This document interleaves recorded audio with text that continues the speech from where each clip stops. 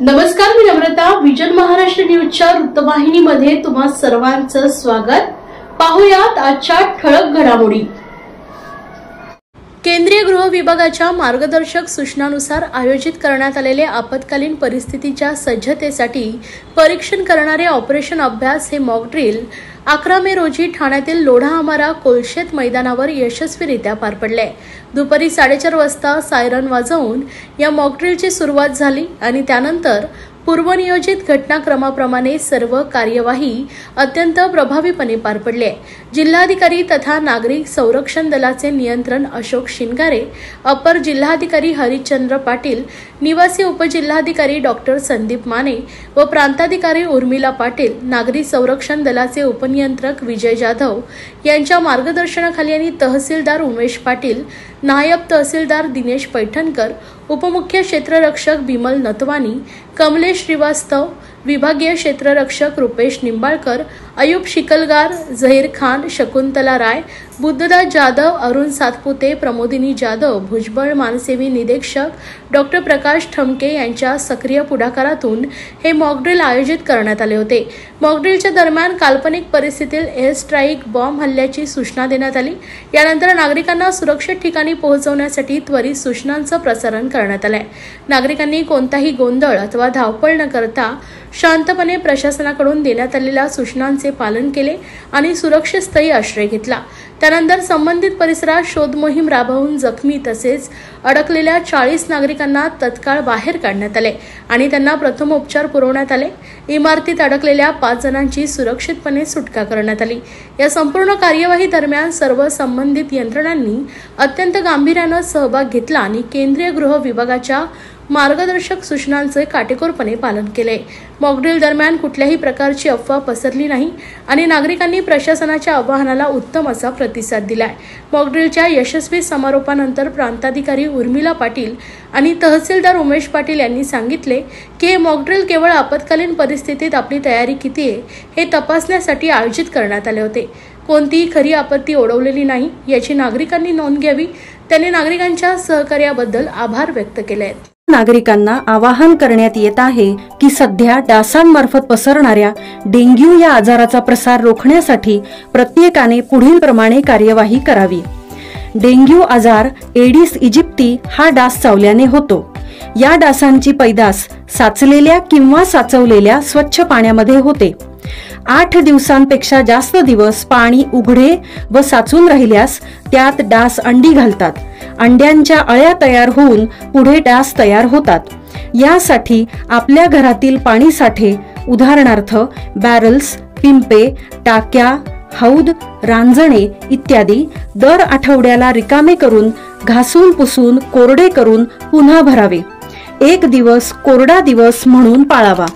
पाणी साठ्यांना घट्ट झाकणे बसवावीत किंवा जुनी साडी, चादर, धोतर यांनी बांधून झाकून ठेवावीत, म्हणजे डास त्यात जाऊन अंडी घालणार नाहीत.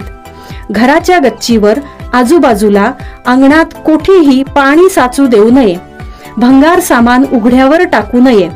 उदाहरणार्थ टायर्स, प्लास्टिक सामान, कुंड्या, टाकाऊ वस्तू इत्यादी. अशा सामानात पावसाचे पाणी साठून त्यात डेंग्यूच्या डासांची पैदास होते. घरातील कूलर्स, फ्रीजच्या पाठीमागील ट्रे हे देखील वेळोवेळी कोरडे करावेत. लक्षात ठेवा, नुसत्या फवारणीने डास घनता कमी होत नाही, तर त्यासाठी डास पैदास ठिकाणे नष्ट करणे ही आपल्या सर्वांची जबाबदारी आहे. कोणताही ताप अंगावर न काढता जवळच्या शासकीय रुग्णालयात मोफत औषधोपचार घ्या. अशा प्रकारे नागरिकांनी सहकार्य केल्यास डेंग्यूचा प्रसार रोखणे सहज शक्य आहे.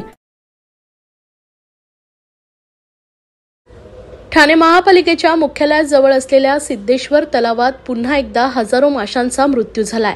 यापूर्वी 24 एप्रिल रोजी माशांचा मृत्यू झाल्याची घटना उघड झाल्यानंतर महापालिकेने प्रदूषण नियंत्रणासाठी उपाययोजना सुरू केल्या होत्या, मात्र त्या फेल ठरल्या असल्याचं स्पष्ट झालंय. असा आरोप भाजपाचे माजी गटनेते, माजी नगरसेवक नारायण पवार यांनी केलाय. ठाण्यातील सिद्धेश्वर तलावात मोठ्या प्रमाणावर प्रदूषण झालंय. यापूर्वी महापालिकेच्या प्रदूषण नियंत्रण विभागाकडे सातत्याने तक्रारी करूनही जलपर्णी काढली गेली नव्हती. परिणामी 24 एप्रिल रोजी माशांचा मृत्यू झाला होता. त्यानंतर महापालिकेकडे तक्रार करण्यात आली, परंतु त्याची दखल घेतली नाही। त्यामुळे पुन्हा 15 दिवसांनंतर तलावातील हजारो माशांचा मृत्यू झाला, असा आरोप भाजपचे माजी नगरसेवक नारायण पवार यांनी केला। या तलावात मासे मरून पडल्याचं काल दुपारी काही रहिवाशांना आढळलं। त्यांनी माजी गटनेते नारायण पवार यांना माहिती दिल्यानंतर पवार यांनी पुन्हा महापालिकेकडे संपर्क साधला। गेल्या 15 दिवसात तलावातील प्रदूषणाची पातळी कमी होण्यासाठी महापालिकेने कोणतीही उपाययोजना केली नाही। माशांच्या मृत्यूच्या कारणाचा शोध घेतला का? तलावातील प्रदूषणाबाबत तातडीने उपाययोजना करण्याचे महापालिका आयुक्त सौरभ राव यांनी संबंधित अधिकाऱ्यांना निर्देश दिले होते, मात्र त्यावर काहीही कारवाई झाली नाही। याबद्दल माजी नगरसेवक नारायण पवार यांनी तीव्र नाराजी व्यक्त केली आहे।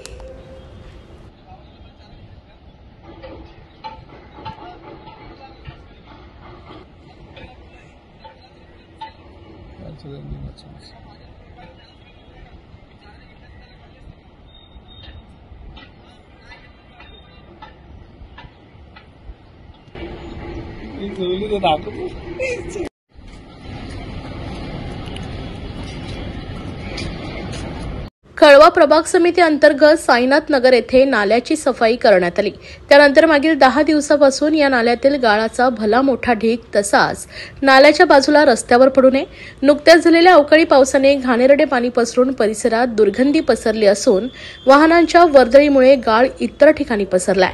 याचा त्रास नागरिकांना होत असून हा गाळ तातडीने उचलावा अशी मागणी नागरिक करतायत। नाल्यातील गाळामध्ये अनेक घातक रसायने आणि जंतू असल्याने नागरिकांच्या आरोग्याचा प्रश्न निर्माण होतोय। नाल्यातील निघालेल्या गाळावर जंतुनाशक व दुर्गंधी नाशकाचे फवारणी करणं बंधनकारक असताना देखील अशी कुठल्याही प्रकारची फवारणी करण्यात आली नव्हती।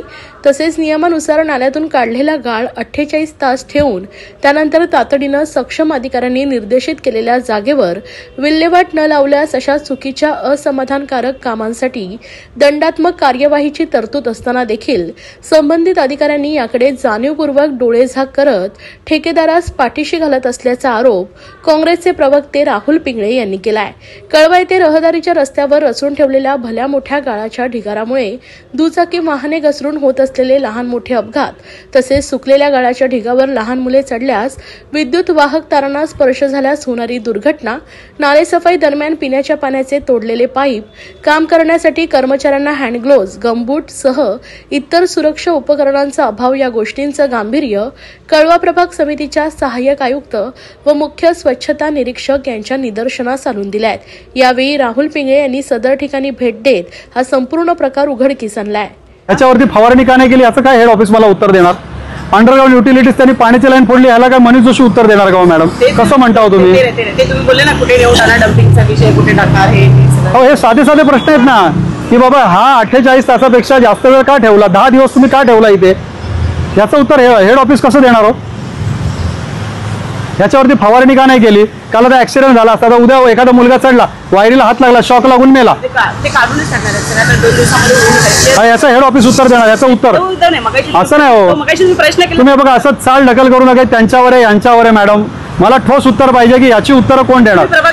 आणि तुम्ही काय सांगितलं की अंबाजी मयुरी देणार? आम्ही जवळजवळ 4 तास झाले या ठिकाणी होत, 4 तास। आता आम्ही येऊन बोललो ना सर तुम्हाला की तुम्ही उत्तर कुठे? मी काय म्हणतो 48 तासापेक्षा जास्त वेळा का ठेवला याचं उत्तर द्या मग मला। तुम्ही आलात तर काम चालू होतं सर।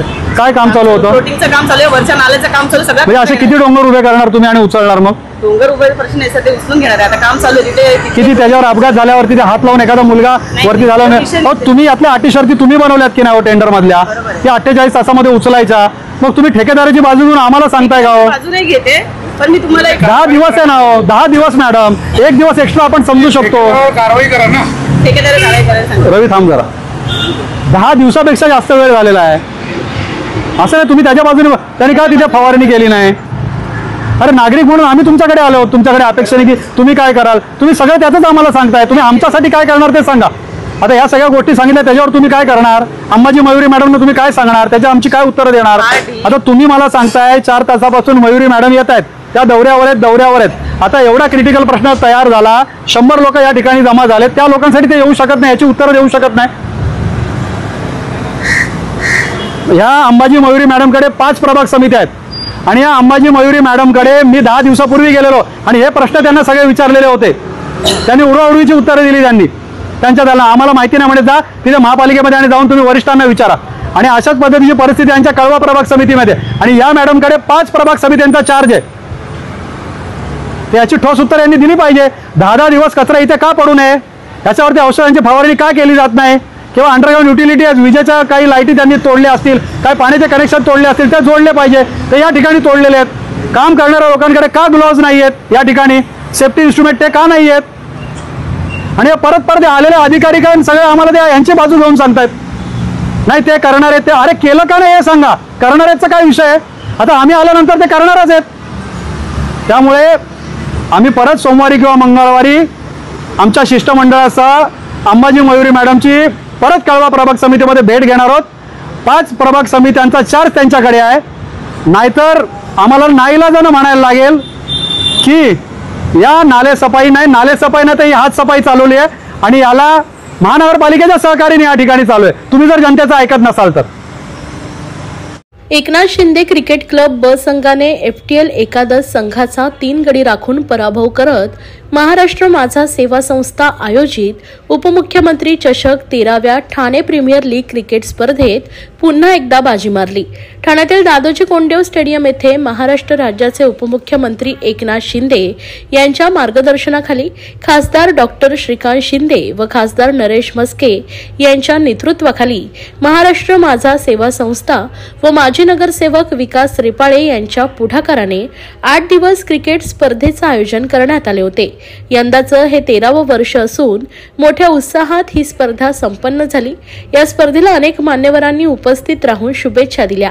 या बक्षीस समारंभाला शिवसेनेचे महाराष्ट्र राज्य सचिव राम रेपाळे, माजी नगरसेवक संजय भोईर, सातारा जिल्हा संपर्क प्रमुख शरद कनसे, माजी नगरसेवक सुधीर कोकाटे, राष्ट्रवादी काँग्रेसचे ठाणे शहर जिल्हाध्यक्ष सुहास देसाई, माजी नगरसेवक विकास रेपाळे, माजी नगरसेविका नम्रता भोसले जाधव तसेच अनेक मान्यवर उपस्थित होते. यावेळी उपस्थित मान्यवरांच्या हस्ते बक्षीस वितरण पार पडले. यामध्ये फलंदाज चिन्मय सुतार, गोलंदाज प्रशांत सोळंकी, मालिकावीर साईराज पाटील, सर्वात जास्त षटकार ज्यांनी मारत या क्रिकेट स्पर्धेचे चारचान लावले ते साईराज पाटील यांना सन्मानित करण्यात आले. तर एकनाथ शिंदे क्रिकेट क्लब ब संघ विजयी ठरला असून सन्मान चिन्ह व 1 लाख रुपयांचं पारितोषिक देण्यात आले. तर सेकंड रनरअप FTL एकादश संघाला सन्मान चिन्ह व 61,000चं पारितोषिक देण्यात आलंय. यावेळी शिवसेनेचे महाराष्ट्र राज्य सचिव राम रेपाळे यांनी क्रिकेट स्पर्धेचे व माजी नगरसेवक विकास रेपाळे यांचे विशेष कौतुक केले. ठाणे प्रीमियर लीगच्या माध्यमातून अनेक खेळाडू तयार झालेत. उच्च स्तरावर ते क्रिकेट खेळत असून ठाण्याचं नाव रोशन करतायत. यामध्ये विकास रेपाळे यांचं मोठं श्रेय. यंदा उपमुख्यमंत्री चषक हे नाव देण्यात आलंय. मात्र पुढच्या वर्षी मुख्यमंत्री चषक या नावाने ही स्पर्धा होईल अशी इच्छा राम रेपाळे यांनी व्यक्त केली. महाराष्ट्र माझा सेवा संस्थेच्या वतीने ठाणे प्रीमियर लीग उपमुख्यमंत्री चषक 2025 ही स्पर्धा सातत्याने 13 वर्ष नगरसेवक विकास रेपाळे आणि त्यांचे सर्व सहकारी आयोजित करत असतात. आणि या स्पर्धेच्या माध्यमातून IPL टीम असू द्या, 20 जे हिंदुस्थानच्या 1 दिवसीय सामने, क्रिकेट सामने, असे कितीतरी खेळाडू, शार्दुल ठाकूर असतील, तनुज कोटियन असतील आणि IPL मध्ये असंख्य असे खेळाडू ह्या स्पर्धेमध्ये भाग घेत असतात. आणि महाराष्ट्र माझा सेवा संस्था ही खेळाडू बनवण्याची फॅक्टरी झालेली आहे. सातत्याने 13 वर्ष स्पर्धे राबवून चांगले खेळाडू तयार व्हावेत ह्या उद्देशाने आदरणीय महाराष्ट्र राज्याचे मुख्यमंत्री, यशस्वी मुख्यमंत्री, विद्यमान उपमुख्यमंत्री एकनाथजी शिंदे साहेब यांच्या मार्गदर्शनाखाली ह्या स्पर्धा आयोजित होत असतात. आणि मग त्यांना खेळण्यासाठी चांगल्या जागा असाव्यात, स्टेडियम असावेत म्हणून विकास रेपाळे आणि खूप असे सहकारी आमचे माजी महापौर नरेश म्हस्के असतील, मीनाक्षीताई शिंदे असतील, आम्ही सर्वच नगरसेवक यासाठी आग्रही होतो. आणि खास करून विकास रेपाळे हे खरोखर आग्रही होते. आणि हे चांगली असं पिच ह्या दादोजी कोंडदेव स्टेडियममध्ये खेळाडूंसाठी उपलब्ध झालेले आहेत. आणि मग क्रिकेटसाठी किंवा खेळाडूंसाठी, क्रीडा क्षेत्रासाठी सातत्याने शिवसेना गुरुवर्य धर्मवीर आनंदीजी साहेबांनी आम्हाला जी शिकवण दिलेली आहे त्यांच्याच पावलावर पाऊल ठेवून शिंदे साहेब ती कामं पूर्ण करत असतात. या होत्या आजच्या ठळक घडामोडी. अशाच राजकीय, सांस्कृतिक, क्रीडा क्षेत्रातील बातम्या पाहण्यासाठी पाहत रहा विजन महाराष्ट्र न्यूज ही वृत्तवाहिनी। विजन महाराष्ट्र न्यूजच्या फेसबुक चॅनलला व YouTube चॅनलला फॉलो आणि सबस्क्राईब करा। धन्यवाद।